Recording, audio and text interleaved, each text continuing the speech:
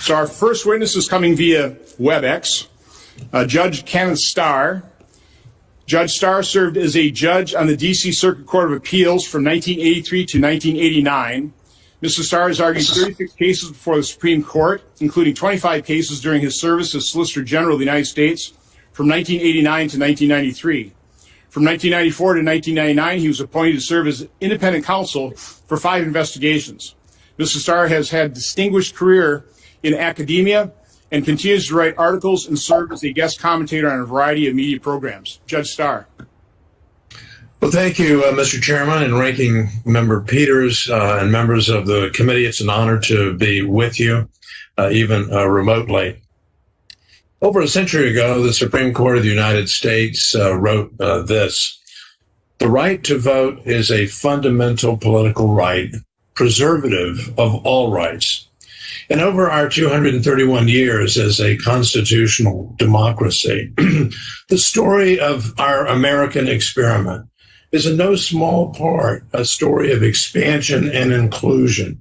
And that policy has been undergirded by a desire to achieve human dignity and equality of all persons.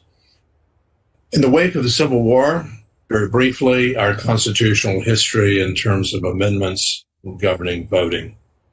The 15th Amendment served as the capstone of the 3 post-Civil War amendments, which taken together abolished slavery, guaranteed due process and equal protection to all persons, and then expanding the right to participate to all persons. With the franchise expanding came 100 years ago, the inclusion of women in 1920 as a federal constitutional right, the 19th Amendment. The elimination of financial impediments to vote, the 24th Amendment in 1964. And finally, in the wake of the Vietnam War, the expansion of the vote in federal elections to include 18-year-olds, the 26th Amendment in 1971. And of course, along the way, Congress acted to foster the values of the 15th Amendment through the passage of the Voting Rights Act of 1964 with its extensions over time. Now, underlying this story of ever-expanding voting rights was an assumption, that is one of integrity in the process.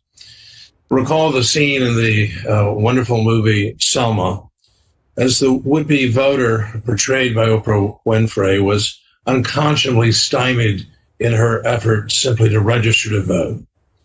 Dishonesty caused disenfranchisement and enormous moral outrage. The flip side of racially motivated disenfranchisement is the bedrock concept of treat everyone fairly and be honest in the process. And this bears repeating.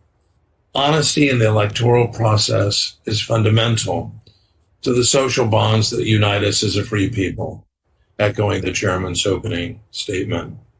And not surprisingly, the Supreme Court of the United States has severely warned about the dangers and the corrosive effects of dishonesty.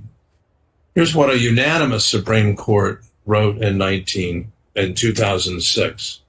Confidence in the integrity of our electoral processes is essential to the functioning of our participatory democracy. And the court went on to say, voter fraud drives honest citizens out of the democratic process and breeds distrust of our form of government. So how do we achieve honesty and integrity in elections? It's a challenge for the reason the chairman suggested, decentralization. We have national elections, but we do not have a nationalized election with one set of rules.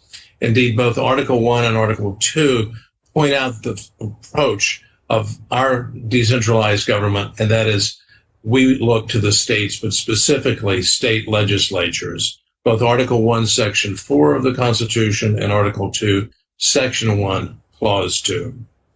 And so, as in much of life, the guardrails of integrity are needed, and time and again, courts have warned in the strongest terms that assuring honesty and integrity is a compellingly important governmental interest. Justice Sandra Day O'Connor, now retired, who herself had been elected to state office in Arizona, specifically warned that judicial intervention may be required in order to protect the integrity of the election process. And so, as we'll be exploring in this hearing, the presidential election 2020, with its unprecedented feature of the use of mail-in ballots, has given rise to a number of questions that deserve to be answered.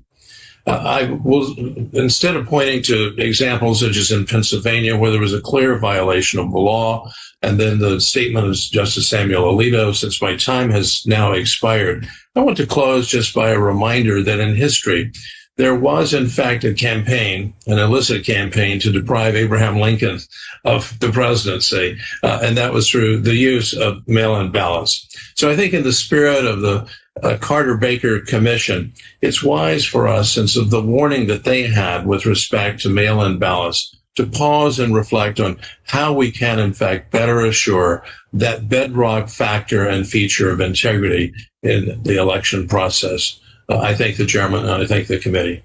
Look forward to your questions. Thank you, Judge Starr. Our next witness is Commissioner Donald Palmer.